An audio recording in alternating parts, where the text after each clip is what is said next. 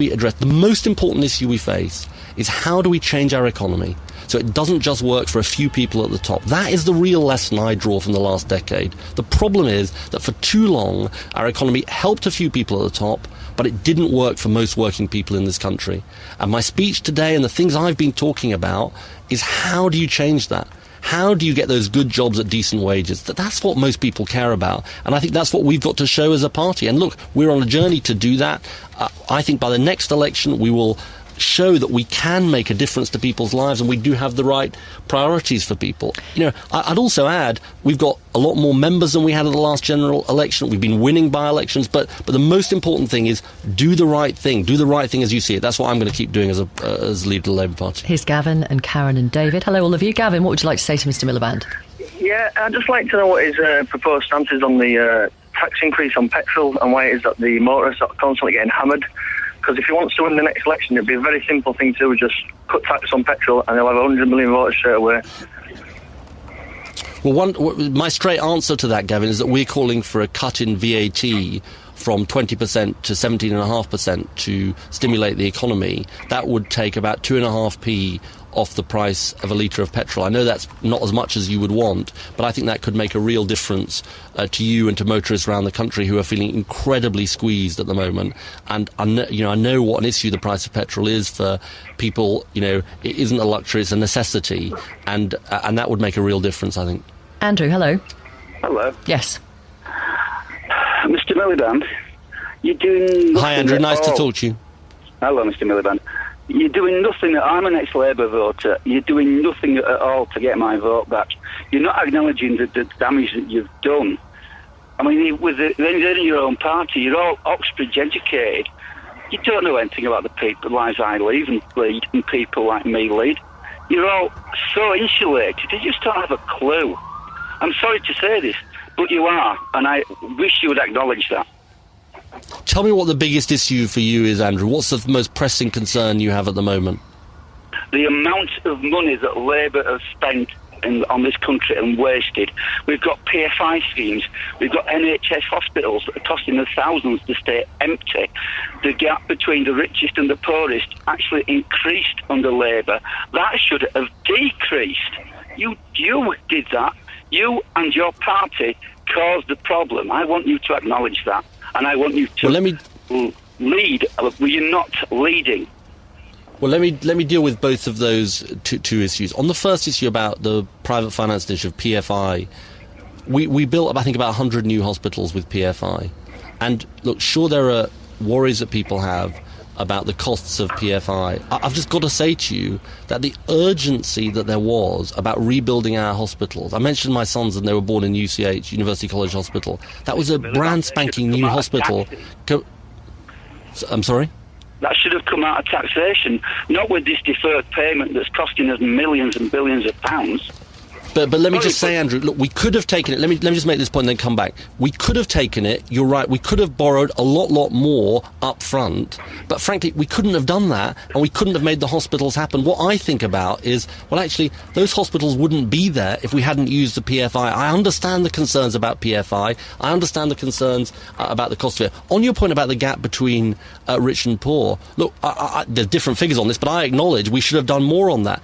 And I have to say, I have talked about the responsibilities of those at the top. I mean, I think that is a very, very important part of what I've changed about the Labour Party, because I've said, Peter Malison used this famous phrase, which I think he has said he was wrong about, which is, we're intensely relaxed about the filthy rich. He said he was wrong. I agree. People at the top do have to pay their fair share. Andrew, what would Mr Miliband have to do or say or promise in order to win you back as a Labour? At the moment, with him in charge, it's just not. I would need, even within the Labour Party itself, the actual shadow cabinet. I want to see people that have worked actually in private industry. I don't just want to see people that only worked in politics. Sorry, who was it who said resign then? That was David. David, are you a Labour voter? I am a Labour voter, yes. Talk to Mr Miliband. Been for a while. Talk to Mr Miliband. But Mr Miliband, you fail to inspire. You fail to get people looking forward to going out and getting the Labour vote out. It's really bad what you're doing. You're not inspiring anyone. You're making it hard for people to vote Labour. And what's your biggest issue, David? What's the biggest issue you've got concerns about? Well, the biggest sort of policy issue? The biggest issue is that people need inspiration. They need to be inspired by someone, by their leader. And you've never done it. You're not doing it now, and I can't ever see you doing it in the future. I'm sorry to say this, and I don't mean to be cruel, but it's so important, a job that you're doing, that I don't think you can do the job. We obviously have a difference of view about that, David. I go around the country and I talk to lots and lots of people about how we can change their lives. That's what I came into politics for. That's what I think the Labour Party's about. And people will make their own judgments on that. What frustrates you, Mr. Miliband, about the way you're perceived? I'm not someone who tends to get frustrated. I'm somebody who looks at the fact that we're a party that has attracted 65,000 new members, that has 850 more councillors, that, as I say, has been winning by-elections. And what frustrates me is what's happening to the country. What frustrates me is what's happening to the NHS. What frustrates me is 1 million people being out of work. 1 million young people being out of work. That's what frustrates me. That's what I care about. That's why I'm in politics. Are you affected by personal comments like that? I know you'll say it's trivial, it's shallow, but many voters do care about how people in the public eye look and sound. No, I won't say it's trivial, but what I will say is that no, because I'm not affected, because actually you come into this job knowing that you'll get lots of commentary, lots of criticism, lots of people saying do it this way, do it that way. It comes with the territory. I think past leaders, Tony Blair, Gordon Brown, would all have said the same thing, and that's life. That's what you come into this gig for. And actually, what matters to me is the people I meet and the issues that I talk about, and that's what that's, as I say, what's significant for me. What sort of advice does Tony Blair give you? The advice that he gives me is be yourself. He doesn't agree with me about everything, but we agree on a lot. And, I've said I think we need to move on from New Labour. And his advice is really, you've got to do it in your own way. And I think that's what all leaders would say. And that's what I've been doing. And, when I speak out about something like bank bonuses or about Rupert Murdoch, it's because I see what's wrong and I speak out about it. And when I see what's happening in the NHS, I speak out about it. And I think that's the way you've got to do the job. How often do you speak to Mr. Blair for advice? I've seen him a few times since the last general election. And do you ask Gordon Brown for any advice? Yeah, look, I talk to all the past leaders, but not that regularly, because I think generally their view is, and they're right to say this, that everybody does the job in their own way. And it's very, very difficult if you're a sort of past leader to say, well, do it this way or do it that way, and that's not what they tend to say. But they're always good sources of advice. People who've done the job before, PMQs and all of that. It's always good to ask. It's always good to ask advice. We'll hear from Karen and Gareth and Mark in a sec. On child benefit, Mark Barrett on Twitter says, I earn 47,000. My wife earns 16,000. I work with a couple who earn 41k and 37k. Under Conservative plans, I may lose my child benefit. Others with a combined higher income will keep it. What would you do, Mr. Miliband? Well, it's interesting this, because I raised this issue at my first ever Prime Minister's Questions about 17 or 18 months ago, and I said that I thought there was a real unfairness about the fact that single earners were losing this child benefit, whereas two earners on 80,000 were keeping it. Two earners, a combined income of 80,000 could be keeping it. And I think the government's got to change course on this. We had a debate in the House of Commons about this yesterday. I honestly think they're doing the wrong thing, and they've got to find a different way forward. And, I think this recognition of the costs of having children, people on 45,000, it might be a primary school head teacher, it might be a stay-at-home mum working with a husband who's going out to work, you're talking about, say, £2,500 if you've got 3 kids, I think it is. But you haven't answered what you would do, and we know that you support the principle of child benefit for everyone, yet won't guarantee you'd keep it for everyone. What I'm saying is that we wouldn't have been doing the policy that the government is doing. We wouldn't have gone down this road. If you're asking me, can I guarantee at the next election that I will promise to reverse this, I'm not going to guarantee that now, because that wouldn't be responsible. But then it's an empty statement to say you support the principle of child benefit for everyone. It isn't. No, I'll tell you why it isn't an empty statement, because the thing that is non-negotiable is fiscal credibility. If I came onto this programme, Victoria, and said to you, I will promise you, if the government goes ahead with this, I will reverse this. You'd say, well, where are you going to get the £2 billion, £1.5 billion from? To do that, you don't know the state of the public finances, and you'd be right to say that.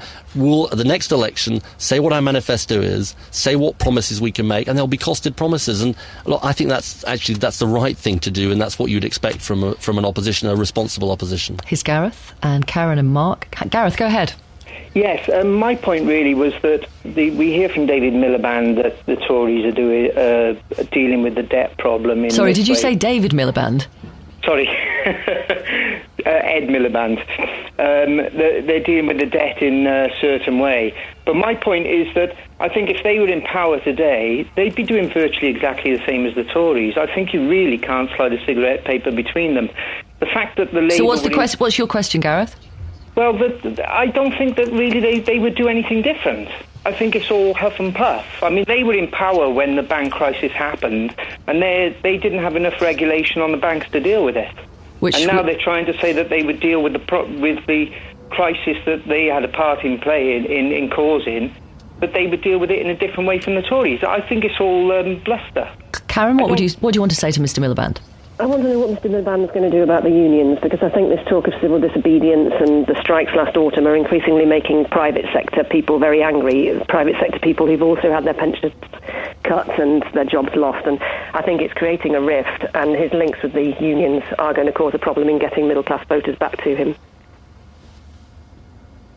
What would you do, Mr Miliband? About the unions, what would you do? So, look, on Karen's question, I totally oppose the calls for civil disobedience, and I totally thought it was totally wrong, any threat to disrupt the Olympic Games. I think the Labour Party's link with ordinary trade union members, 3 million trade union members, nurses, hospital porters, engineers, people working up and down the country in different professions, is really important. And I think it's an important part of Labour's links with working people. So I think the link is important, but, we decide what policies we pursue. And, I totally share Karen's view about the calls for civil disobedience, and indeed, as I say, about the impact on the Olympic Games. What about the money link? Unions give around 90%, I think, supply about 90% of your party's funds. Are you happy with that balance? It's not 90%, actually. I mean, the biggest source of funding we get is from our members, including the 65,000 new members that we get. I want as diverse a funding range as possible, but I do make this point, Victoria, these are the hard-earned subs of ordinary trade union members, ordinary workers up and down the country, who have decided to give money to a political fund and to give money to the Labour Party. So, I absolutely don't sort of apologise for that. On Gareth's question, I think it was Gareth's question, about the financial crisis and wouldn't Labour have been doing it the same way, I just make this point. George Osborne came along in his emergency budget in June of 2010 and said, we're going to cut £40 billion further and faster than Labour. And we warned at the time, if you take so much money out of the economy at one go, it's going to actually stifle private sector growth. You're not going to be able to replace the jobs in the public sector quickly enough with jobs in the private sector. Now, unfortunately, that turned out to be correct. So I don't agree with Gareth that we would be doing it the same way. We'd be doing it a different way. And one thing I'd be doing right now is levying a bank bonus tax to put the young unemployed back to work. Real responsibility, but also real opportunity for young people to get into work. Long-term youth unemployment, the number of people out of work for more than 12 months is shooting up. And the government, it feels to me, is just standing by. So what level of public sector job cuts would you think was acceptable? Well, I think all public sector job cuts are regrettable, but I'm not saying there wouldn't have been some under us. Of course, there would have been. But I do say that the speed with which government went about it and the depth of their cuts, it not only didn't help the public sector, it not only didn't help the private sector, it's driving up the costs of borrowing, driving up the level of borrowing. They've had to say they're borrowing £158 billion more than they planned because there are too many people out of work, not enough people in work paying their taxes. And, I think that was a mistake, and a profound mistake